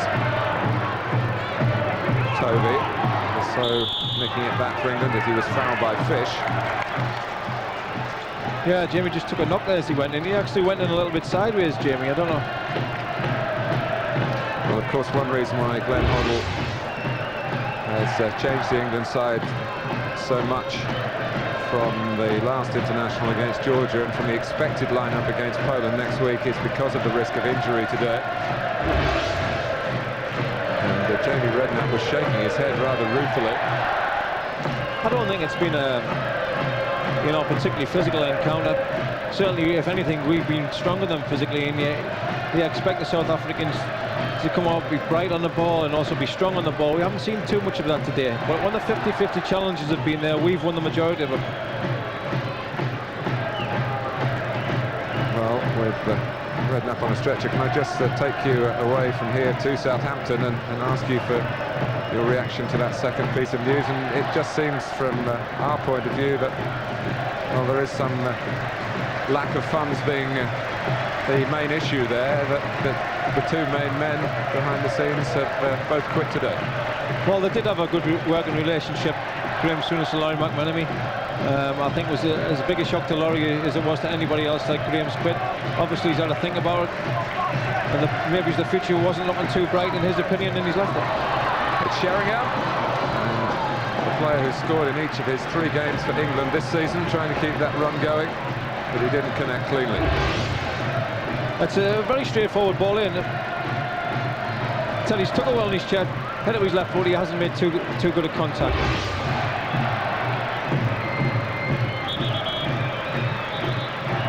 So Jamie Redknapp's game has ended. And David Batty comes on. I think Jamie Redknapp's played a good, responsible, mature game, but I think this is exactly what England needed. A little terrier, a dog off. That's not doing David Batty justice, because he's a lot more than that, but he is a terrier in midfield, and he is very capable of winning the ball back. Those are the best of bounces for Orense. And that's Lee! Fastening on to the ball as it was knocked down into his stride. Rob's very good at reading these situations. He gets himself in a lovely position, tries to get in the half volley, and he's blasted it over the top. But that's Rob's strength, joining up with the front two, and picking off the positions and finding gaps and getting shots on target.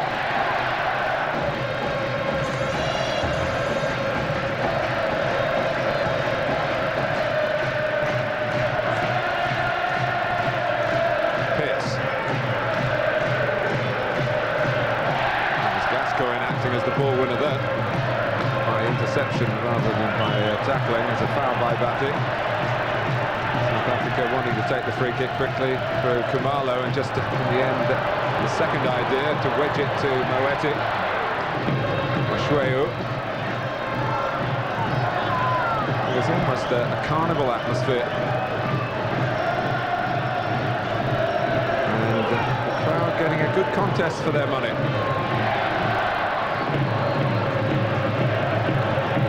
Back to Martin, who has a similar sort of problem to the one that faced Orense a minute or two ago.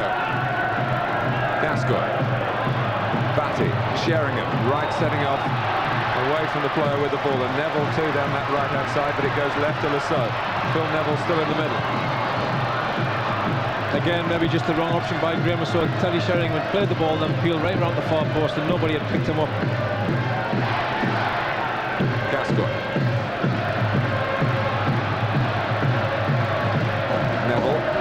Robley coming in from deep, he might still reach it, and in the end Orense not quite as exposed as seemed likely when Lee arrived at pace. Phil Neville 30 seconds before that had made a 40-yard run, and he made the space for Teddy Sheringham. This time he's picked out a great ball for Robley. Just didn't get the look, just didn't get the rub of the green there. It was Mark Fish who knocked it away with an important intervention then. Almost an hour gone. It's a much better contest now.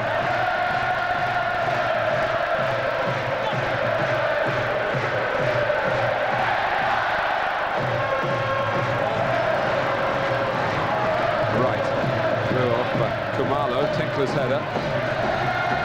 It's almost as if the supporters here in the northwest, and I understand that a lot of the sales for this match have come reasonably locally, as if they want to show the Wembley regulars what an Old Trafford atmosphere can be like for an England international.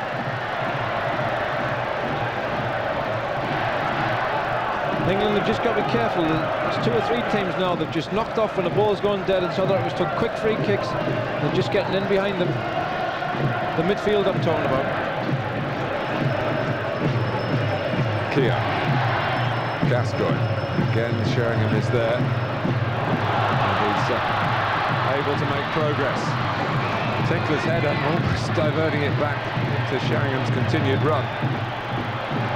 But it stopped the pass reaching its intended target, Ian Wright. I think that was a little bit harsh. I think Gaz has won the ball fair and square. The game is now getting stretched.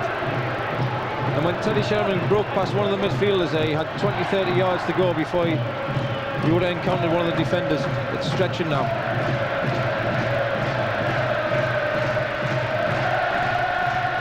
Well, Khumalo dropped straight to the ground, but he's recovered quickly.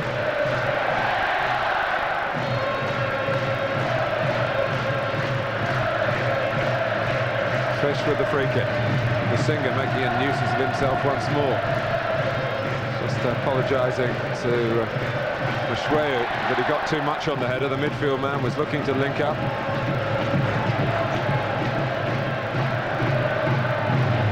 Sheringham. Right, nicking it away from Toby. Sheringham near post, Rob Lee behind him.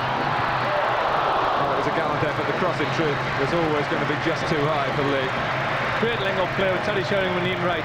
Ian Wright knows Teddy Sheringham going off the ball. He's got a great chance of winning. A little flick on. Ian Wright making a nuisance of himself. Has a touch, has a quick look, tries to pick Rob Lee out, and it's just a couple inches too high. But again, Rob Lee's the one who's breaking his neck from midfield to get in the box. He did all he could, Lee, but it wasn't quite enough. Khumalo, England thought he handled, the referee didn't. Moeti. Mashweu. Moeti. Who was able to squeeze it away as he was caught from behind by Lee. Fish. He's a pretty bold character and not in awe of any opponent. And it could have been Manchester United, remember. Just a matter of Alex Ferguson wanting to have a good look, which he was entitled to do, and Lazio preparing to take a little bit of a gamble and give him the contract without the try. Mashweu.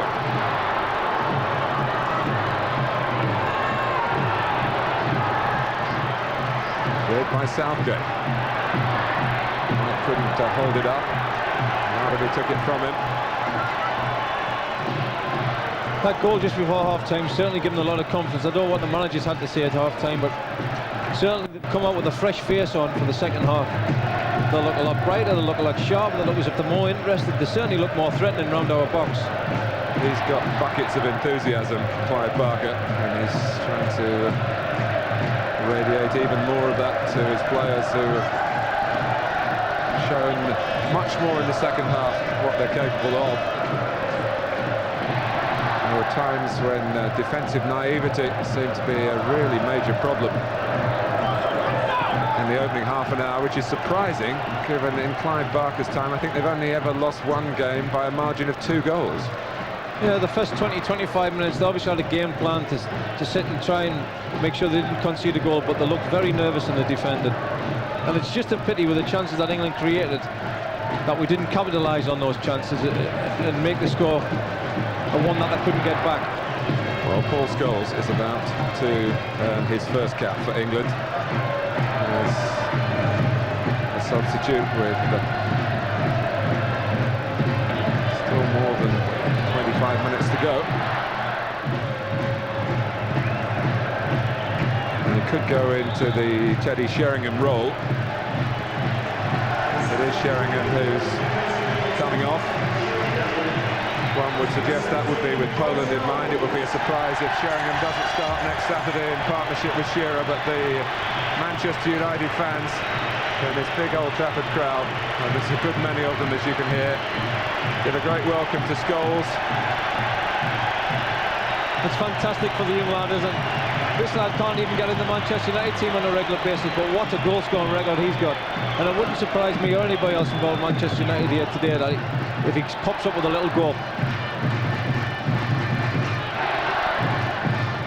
He's one player, of course, who might just secretly be pleased that Eric Cantona has retired. Give him more opportunity in that sort of area of the pitch that Cantona has dominated in his time as King of Old Trafford. I'm sure he's far too diplomatic to say it publicly, but I'm sure deep down, yeah, he'd be pleased to see big. It's a big barrier out of his way. There's another step closer to a regular first-team place. Scholes, yet another of that European under-18 winning side for England in 1993 to graduate to full international level, along with the likes of Sol Campbell and Robbie Fowler, whose absence today has been duly noted. Scholes. It's not the worst ball either. That is a great ball in. He's put it between the goalkeeper and the defence. He's put it in with pace. He's put it with accuracy. He's got every right to expect somebody to break the neck to get on the end of that. He's a very unflappable character, Paul Scholes. Just comes in to Old Trafford, they tell you, and gets on with his job, whether he's playing for the first team or the reserve team at times here, and I'm sure he'll bring that attitude into a senior international as well. He seems to have the temperament for what's required at this level, but it is a big step up. It'll certainly help him that it's at Old Trafford, and he's amongst friendly faces, and it's an environment he knows very well.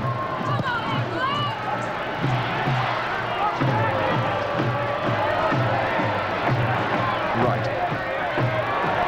Making it England through his own hard graft, and then being asked to find a sprint as well, but Fish actually was away a little bit quickly, and Wright couldn't catch up and fouled Mark Fish. Yeah, incidentally, he's just tugging at his shirt. He's second best day, Connor. Referee's right. Schwab.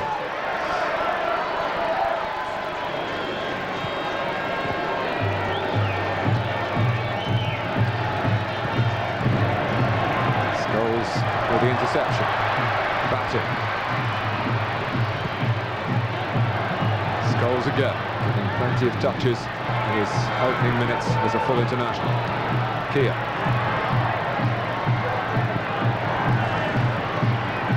There's been a much more even second half.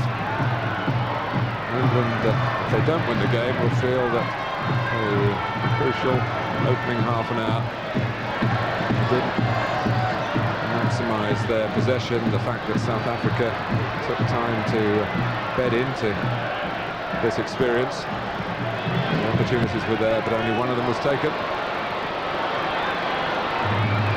Batty. That's going. Trying to tell Scholes where to go. Batty being clipped by Skasana. England will find it difficult to find space because the South Africans are not as strung out as they were the first half. They're much more solid and much more compact. The cheers for another Manchester United arrival. David Beckham replacing Graham Rousseau, another who could expect Rousseau to play next Saturday. Beckham will be hoping to do so as well, and he comes on at a free kick. But he's got to fight Gascoigne to the right to take it. Bring on the special teams, eh?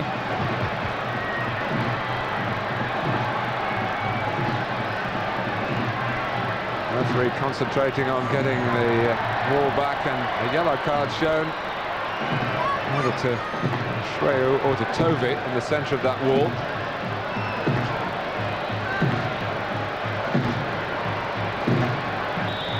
Well, just over 20 minutes to go. It is Gascoigne who takes it! And the goalkeeper was struggling there, Arense, to reach it, but reach it he did because a corner's been given. Well, David Beckham's a free kick master on this particular pitch in England, but that's a fantastic strike by Gascoigne. He just clipped the outside of the post. Seemed to just clip the post. I don't think the keeper touched that. Certainly one or two complaints from the South African players that he didn't, and it should have been a goal kick. Instead, it's an England corner. Cleared by Toby. Pearce prods it back.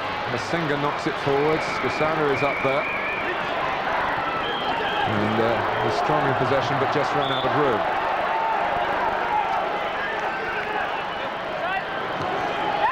But it was as close as England have come in the second half. Gascoigne. Phil Neville has switched to play on the left-hand side, as he does, of course, for Manchester United. He says he prefers it, although he's very right-footed. Well, I think he's been very dominant on the right-hand side. There's a Gascoigne free kick. Great whip, accuracy, power. Goalkeeper's lucky. 2 inches to the right-hand side, that was a goal. That was 2-1. That's pure ability.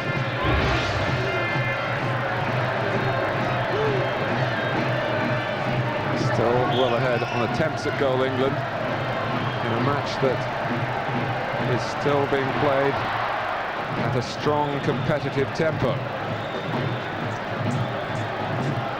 And Glenn Hoddle and John Gorman now concerned about the South African free kick. So Kamala will take. Mark Fisher's come up. Masinga, a real menace in the air. Tinkler as well. And that's Fish. And that was Masinga, and the arm's gone up to suggest the referee's seen that as dangerous play. Masinga with eyes on the ball would have other ideas, I would suspect. I can't see too much wrong with that. Well, he's offside. Scholes. Only in right in the middle. Deflects off Toby. Straight to Arense. Paul Scholes got away on the England right. That's the first time in a while that England's broken that space down the right-hand side. He didn't have many options in the box. You're not in right. It was a very difficult ball for him to find him. Keogh.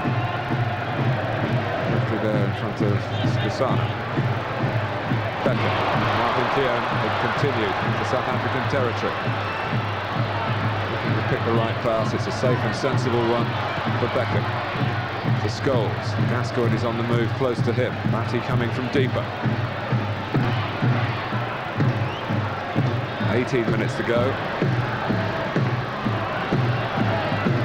And looking to get back in front at Old Trafford with Scholes, with Ian Wright. Well, that's Ian Wright. Defended very well indeed. Very good defending. That's Ian Wright. I thought he was, when he's played the ball, I thought he was offside, but he certainly wasn't. Another great run from Ian Wright. The defender's done well to get back in. But England have the corner. The home supporters sense that there might be something to cheer coming up here. Fish challenged by Keogh not once but twice. Batty trying to get it to Pearce, but he didn't get enough on the header. Skosana. England chasing back. Moeti's pass. Mashweu. Tinkler. Toron. Scholes did get a piece of the ball. We got up some of Tinkler as well. And the free kick deflected off Moeti. How can that be a foul? That's a lucky break for England, that they might really turn into something if they can counter-attack quickly here. South Africa have regrouped, having pushed on, expecting the ball to be pushed more towards Nigel Martin's penalty area than towards the goal guarded by Arense. Lee.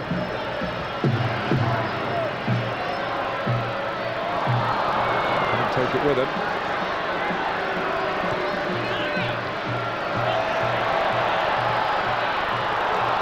Scholes. Well, he does strike the ball so swiftly. His eye for goal has been very conspicuous in the couple of years that he's been in and around the Manchester United senior side. And it did sit up lovely for him. Just sat up lovely there from his strike. A little bit wild. Phil Neville, when he was on the right-hand side, was certainly very prominent in the England team. And on the left-hand side, I thought Graham Rousseau was a little bit quiet. It'd be interesting to see if Phil Neville can be as forceful down this side as he was on the right.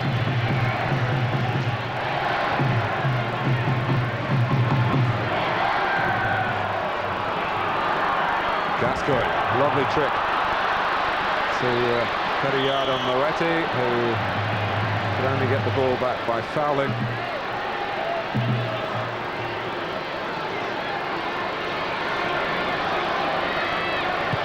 Gascoigne takes the free kick. Scholes, Ian Wright!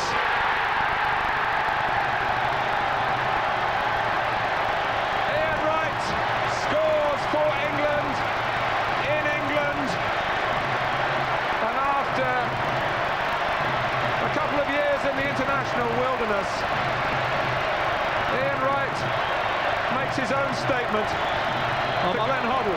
I'm absolutely delighted for Ian Wright, but look at this young kid. He's a young lad. How old is he? 19, 20, right as a button. Doesn't see the movement. Picks his head up. It's a little flick on, intelligent flick on. Right, he gets exactly what he deserves. Bang, back of the net. Love it. Well, some protests from South Africa, whether they thought that the referee hadn't indicated that the free kick could be taken. Gascoigne certainly took it. Paul Scholes played his part. And Ian Wright, who scored 1 goal in Poland, 4 away in Bologna against San Marino, now scores on home territory. I think if we see that again, Martin, I think what the defenders are probably unhappy about, I think they might feel that Ian Wright used his right arm a little bit there rather than just his trunk, and I think that's what they're moaning about. On comes Kalele.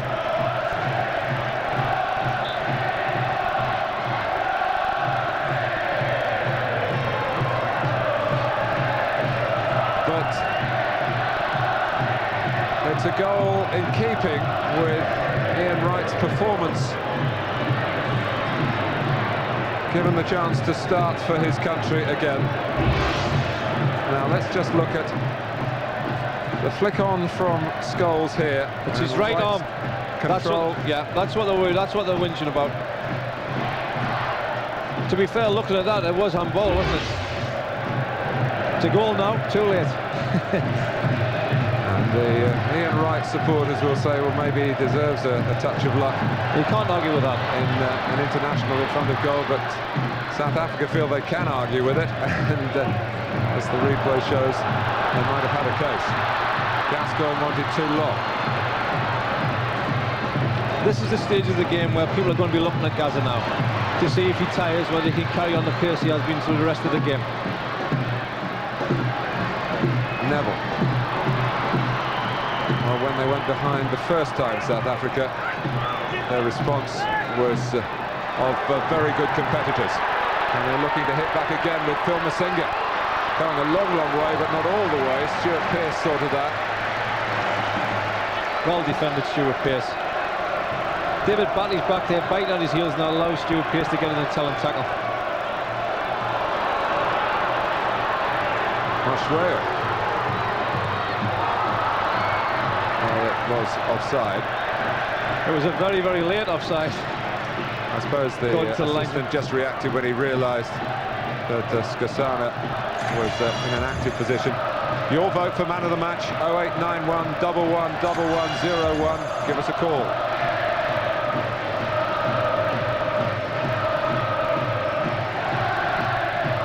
Right.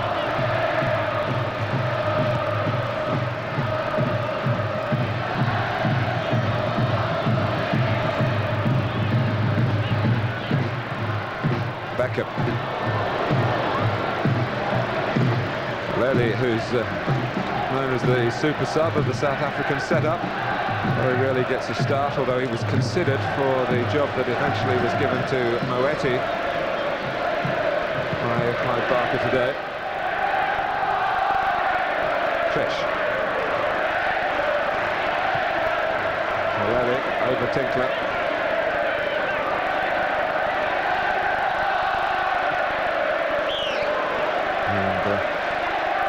Referee quick to blow them, quick to make the point to Moetti that he was a bit late on Gascoigne. Trying to drop it for Beckham from long range with the pass, and it got to its target.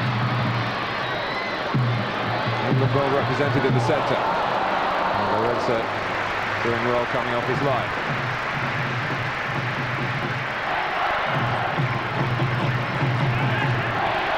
Kalele and Tinkler. Gosano. And in the better of Neville. It takes a little doing the way Philip Neville's played today.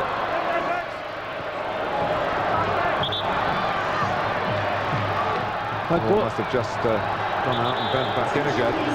That England goal certainly hasn't dented the spirit. They're still fighting there and trying to be positive. I don't think they'll just fade and wilt away. Off comes Rob Lee, the scorer of England's first goal. And on comes Nicky Butt for his second cap. The first also as a substitute at Wembley against Mexico at the end of March. But had to pass a fitness test yesterday afternoon to prove his availability. And the Manchester United representation increases furtherfold. Scholes, Beckham, Butt. How many more have they got on the bench? There's Andy Cole still. Some club, that Manchester United. Their youth team manager is sitting very proud.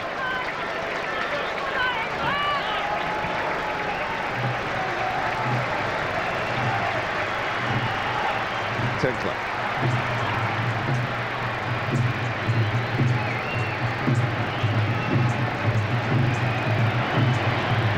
Radebe. Schwab. And South Africa come back a second time.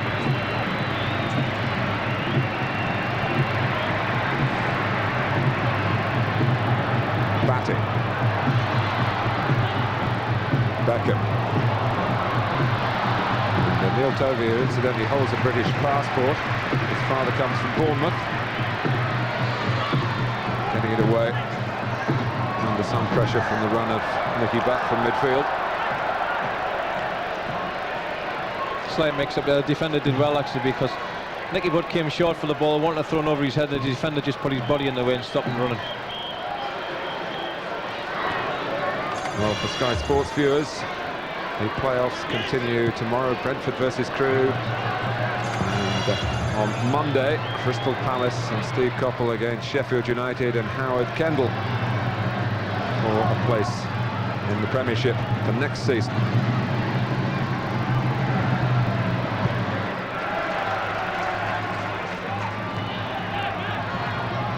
Jaleli. Now Moeti. Jaleli again, but dispossessed neatly by Butt. Great tackle. Right, and Moeti collided. And Gascoigne saw that, but he wasn't going to be the one to put it out of play. Rattled a few brain cells in there.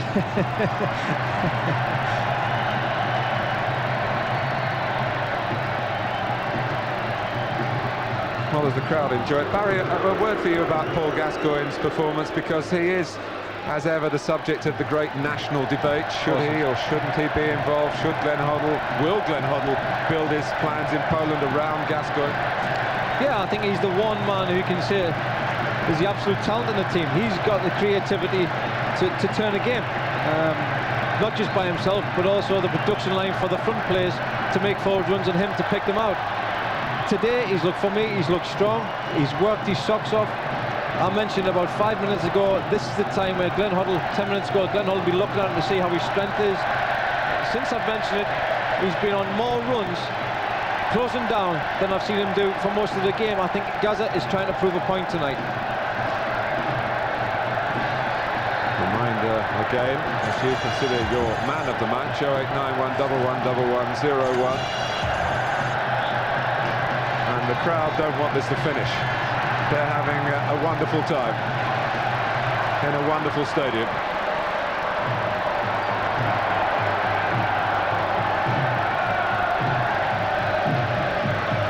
Batting.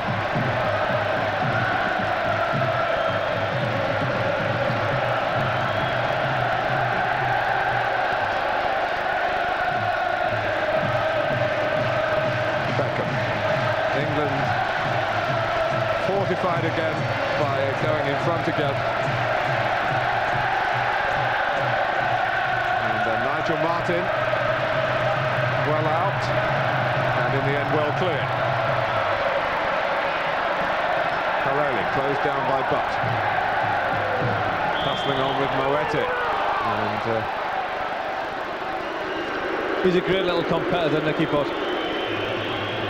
He's got plenty of assets, but his natural way is to go and get that ball back. Masinga. Gascoigne still going strong.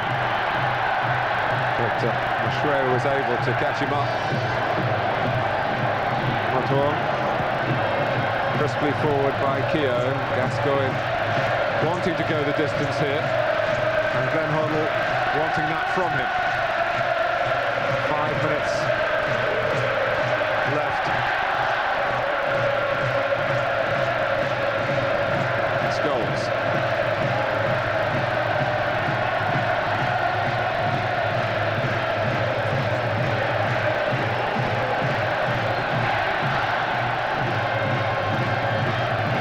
Scholes. Southgate hasn't had too many opportunities to come forward like this. Neville leaving Kaleli, crossing brilliantly to show that he has got a left foot. It's a great asset to be two-footed like that. He's been outstanding on the right-hand side. He comes over the left-hand side and fizzes in a great ball with his left foot. Masinga still full of movement for South Africa, but having got the ball, then gave it away rather cheaply. And they're finding it harder and harder at this stage to get it back, Clive Barker's team. Yeah, England are in charge now. They're enjoying the game. Knocked it around their own pace. We've seen Kazakhstan on the ball, picking players off.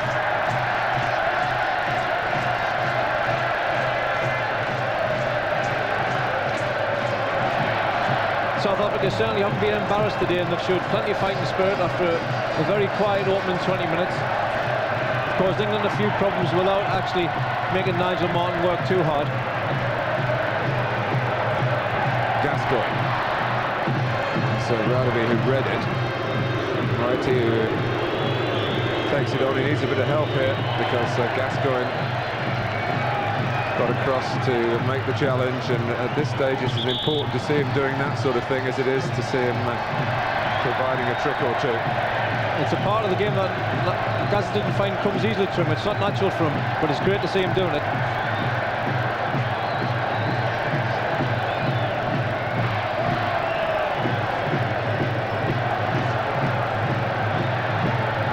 Scholes. England have had great support in Manchester today. And the team trying to respond to it with Gascoigne and Butt. It even started so well with the terrific respect that was shown here to the South African national anthem, which is not something we've seen on similar occasions to other nations visiting Wembley on a regular basis.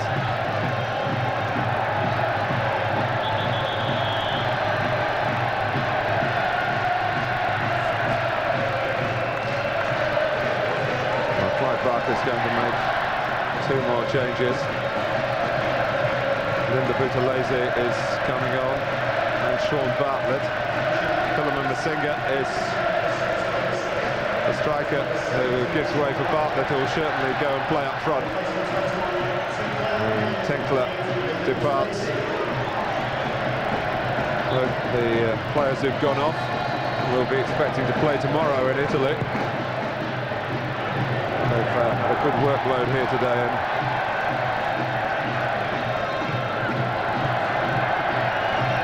here's Butt for England.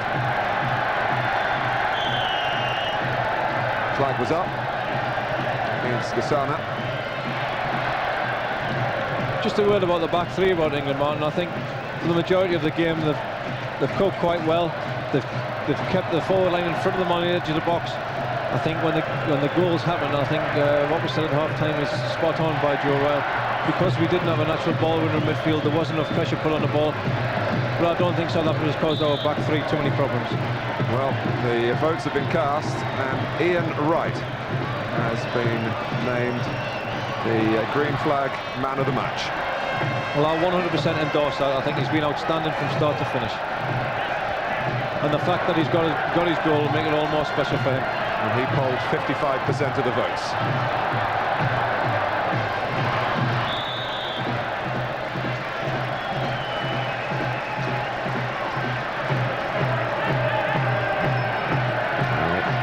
2 minutes to go in Glenn Hoddle's mind, taking into his account the likely time to be added on by the Swedish referee, who's not had a difficult task, but I suppose will be called into question over the way Ian Wright controlled the ball for what now appears to be the winning goal.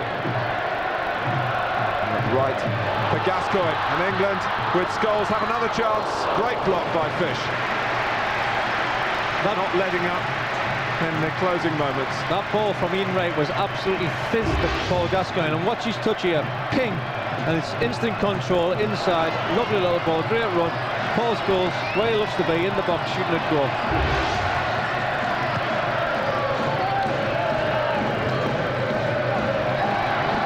Moetti.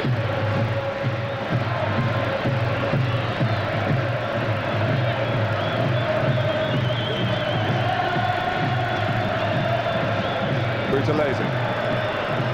Now Fish. England trying to regroup and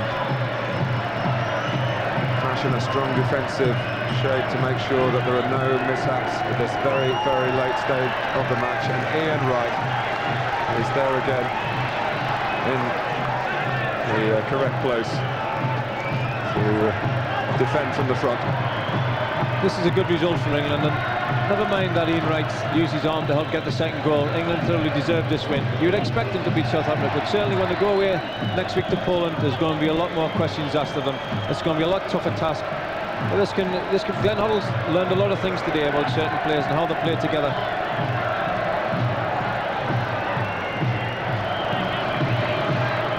Pearce. 35 now, Stuart Pearce, but still absolutely committed to the cause and relishing the chance to be involved again. And as it turned out, with Alan Shearer being protected today, the leader of a winning England team, as it seems certain to be, with Batty and Keown keeping the ball. Southgate.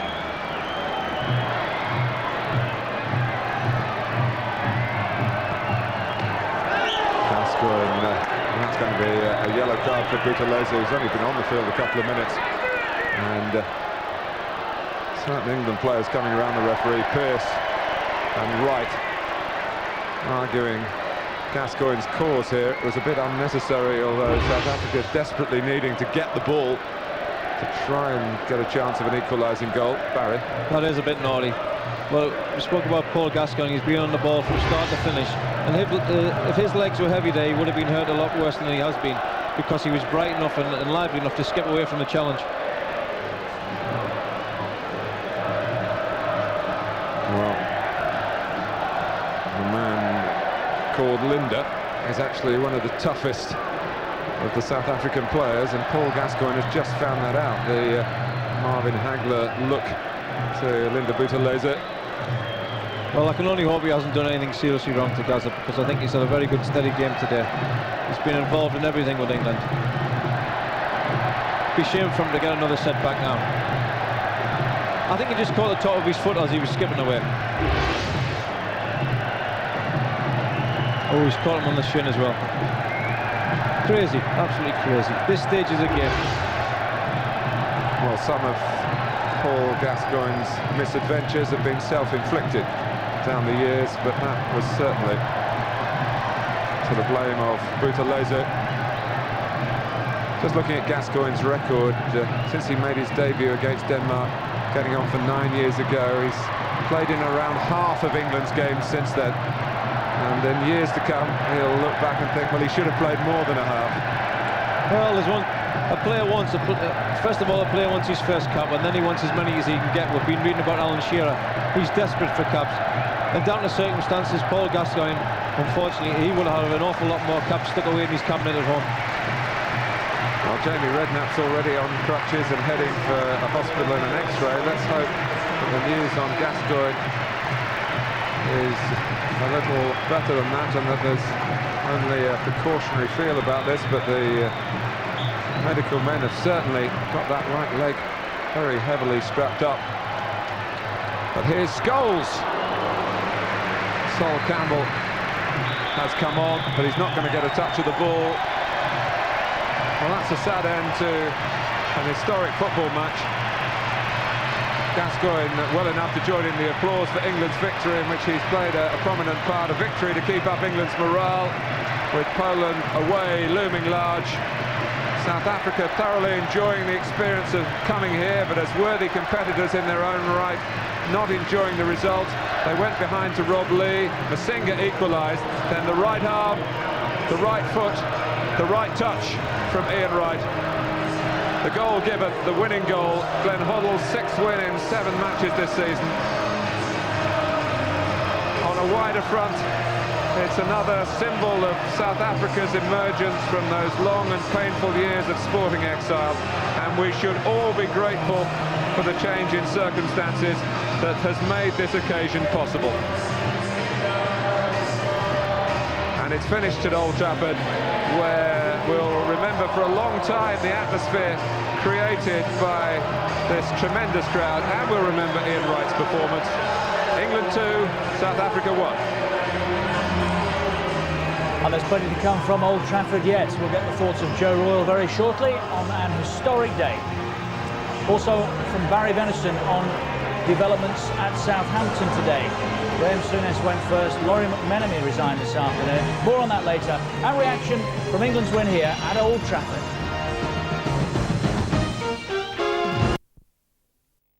For the first 20 minutes they were fantastic. We couldn't get the ball off them. We was thinking to ourselves,